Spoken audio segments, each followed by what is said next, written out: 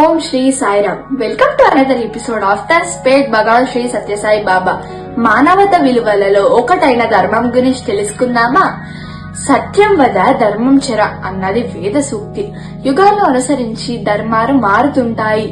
ధర్మ గోవు కృతయుగంలో 4 పాదాలతో నడిస్తే, త్రేతాయుగంలో 3 పాదాలతో, ద్వాపర యుగంలో 2 పాదాలతో, నేటి కలియుగంలో 1 పాదంతో కుంటిపడి నడుస్తుంది. ఇట్లు క్షీణిస్తున్న ధర్మాన్ని సంరక్షించేందుకు బాబా వారు ఒక దివ్య సేవా విధానం రూపొందించి తద్వారా ధర్మాన్ని సంరక్షింపచేస్తున్నారు.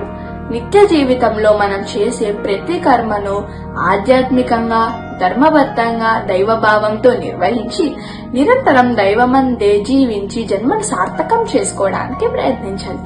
సత్య ధర్మము శాంతి ప్రేమలతో నీ నిత్య జీవన యాత్ర సాగించు.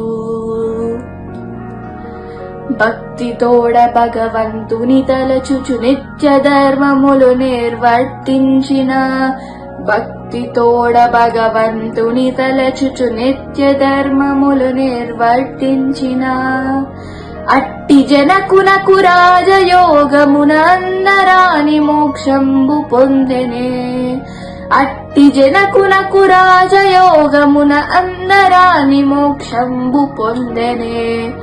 సత్య ధర్మము శాంతి ప్రేమలతో నీ నిత్య జీవన యాత్ర సాగించు. దీనికి ఒక చిన్న ఉదాహరణ చెప్పుకుందామా? ఒకరోజు ఒక ముసలి బ్రాహ్మణుడు పక్క ఊరు చేరుకోవడానికి ప్రయాణం మొదలు పెడతాడు.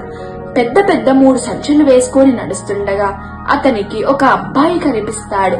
ఆ అబ్బాయిని ఇలా అడుగుతాడు, బాబు, ఇందులో నీ ఒకటి మోయగలవా? నేను మోయలేకపోతున్నాను. అలా నీవు మోస్తే నీకొక బంగారు నాణం ఇస్తానని చెబుతాడు. అప్పుడు ఆ అబ్బాయి అలాగే మోసుకుంటూ వెళ్తాడు. అలా నడుస్తుండగా ఒక నది వస్తుంది. ఆ నది మీద ఆ బ్రాహ్మణుడు నడవలేక, బాబు, ఈ రెండోది కూడా నీవు తీసుకుంటావా అని అడుగుతాడు.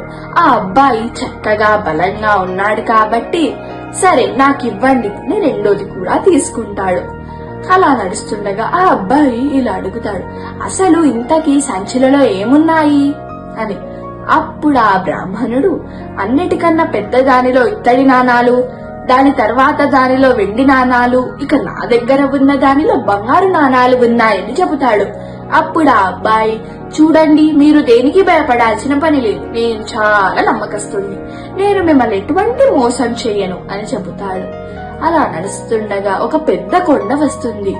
ఆ కొండని చూసి ఆ బ్రాహ్మణుడు ఇలా అంటాడు, బాబు, నేను అటువైపు రాలేను, నువ్వు మెల్లగా ఈ కొండని ఎక్కేసి ఈ 3వది కూడా తీసుకొని కాసేపటికి నేను అటువైపు వచ్చి నీ దగ్గరవి తీసుకుంటాను అని చెబుతాడు. అలా నడుస్తుండగా ఆ అబ్బాయిలో ఆశ పుడుతుంది. అతనిలో రావణుడు మేల్కొంటాడు. ఇవన్నీ నేనే తీసుకపోతే అన్ని నాకే వస్తాయి కదా అని హడావిడిగా అన్ని ఇంటికి తీసుకొని వెళ్లి తెరిచి చూస్తాడు.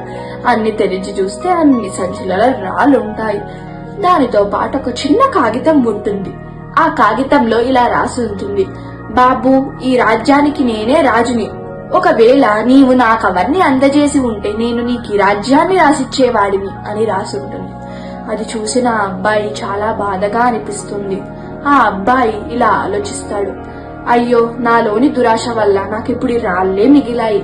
నేను ధర్మం పాటించి ఆయనకు ఆ సంచులు అందజేసి ఉంటే నేనిప్పుడు రాజయ్యేవాడిని అని ఆలోచిస్తాడు. ఈ కథ వలన మనకు తెలిసిన నీతి ఏమిటంటే, మనం మంచి నడవడికతో ధర్మబద్ధంగా జీవిస్తే మనకు చేరాల్సింది ఆ దేవుడే మనకు చేర్చుతాడు. మనలోని మంచితనం మనం ఎప్పుడూ పోగొట్టుకోకూడదు. అటువంటి శక్తి స్వామి మనందరికీ ప్రసాదించాలని ప్రార్థిస్తూ జై